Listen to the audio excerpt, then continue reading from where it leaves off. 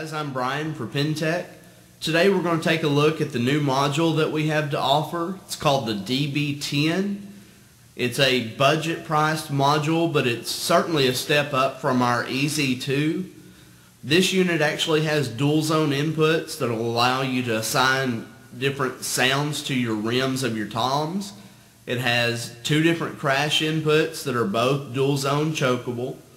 Dual zone ride feature, of course. What's cool about this unit is it also has an SD card input that will allow you to store additional drum kits. You can also put MIDI songs on there and use it to play back your own songs. This unit also has a separate auxiliary volume control, so if you're plugging in a CD player or an iPod, you have control right there on the unit for the sound level. Also, if you're using a module for a trigger to MIDI to use BFD or some of TuneTrack's software, this unit has a USB jack directly in the module so that you can go from the module into the computer without having to have a separate interface. What's great about it, even though it has all these features, this module is still relatively low priced. Let's go ahead and take a look at it and look at some suggested settings. Taking a look at the face of the DB10, I want to show you where a couple of the buttons that we're going to be using to get to the settings are. We're going to be using the menu button, the kit button, the utility button, the value wheel or value knob, page up and down, save and enter, the exit button. Those are the different buttons you'll use for not only the trigger settings, but also to change the sounds on your drum pads. For example, if I wanted to change from a tom to a crash, I would go into the menu button. It says voice. I want to go into the voice bank, so I'm going to press enter. Now it gives me a group. It tells me that I'm in the crash group. And basically what that means is I've hit the crash symbol as the last thing I've played. I'm going to use the page over button to where it'll specifically tell me the name of the crash symbol. And as I strike different pads, it follows the note. What that means is when you get ready to change a pad to a different sound, all you have to do is strike the pad that you want to change, and the module's automatically going to follow you there. Now if you want to make any changes, you just turn the knob and you can strike that pad until you get the sound that you're looking for. After you do that, once you've got your sounds where you want them, you're going to press the enter button. It's going to give you a location, a save location. That's going to be the name of the drum kit you're making the changes to. I don't want to change anything up, so I'm going to exit out of it. If you press exit, it just takes you back one step, but I've exited all the way out, so now I'm back to where the drum kits are. Now to get to the part of the module where you can adjust the trigger settings, you're going to press utility, and it tells us the first thing is trigger. So I'm going to press enter. I want to enter the trigger area. And now we're going to zoom in so you can see those specific settings. Okay, we're starting out with sensitivity. Our snare drum is at 10. Our kick drum is set at 30. All of our toms are at 10. My hi-hat is set at 5.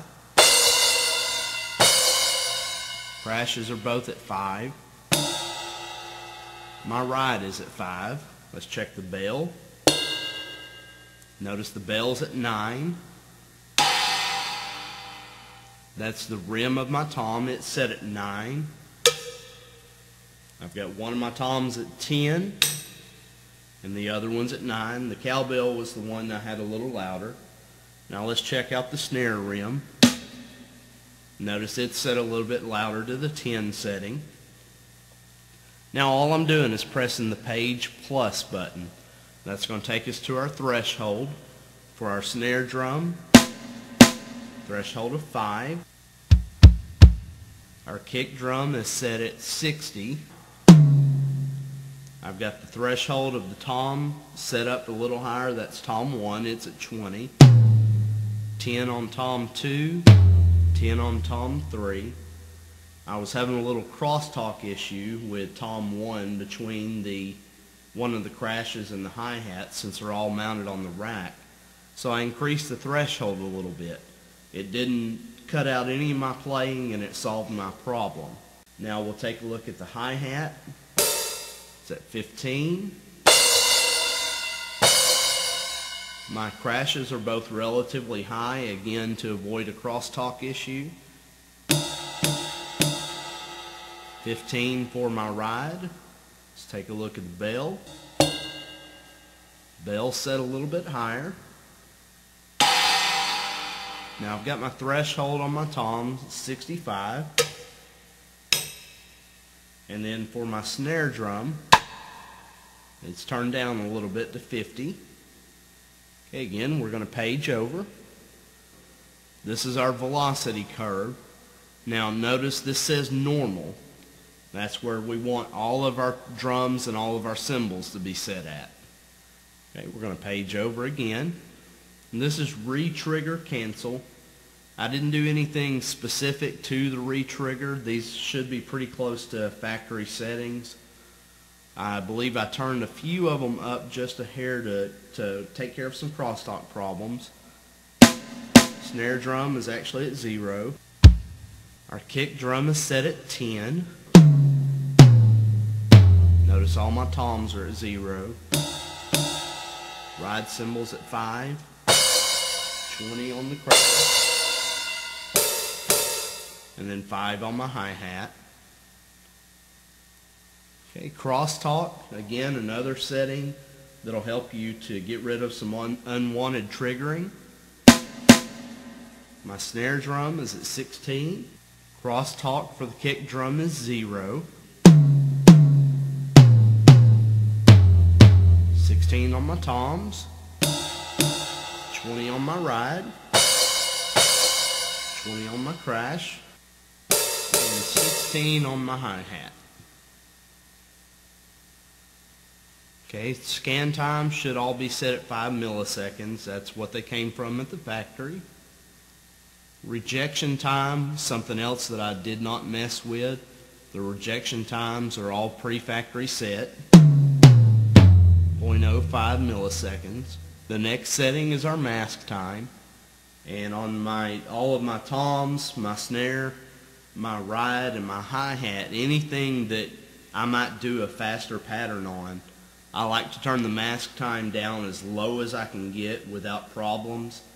Generally, the mask time is a setting you would adjust to eliminate double triggering. So for the kick drum, notice it's set at 0.21, and then like I said on my ride, my toms, snare, and hats, it's as low as I can set it at the 0.01 value. Okay, our next setting is our rim sensitivity. For all of my drums, I have it set at 20.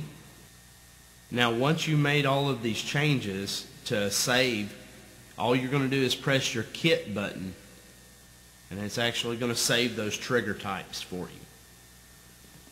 Well, guys, I hope you like the look of the DB10 module.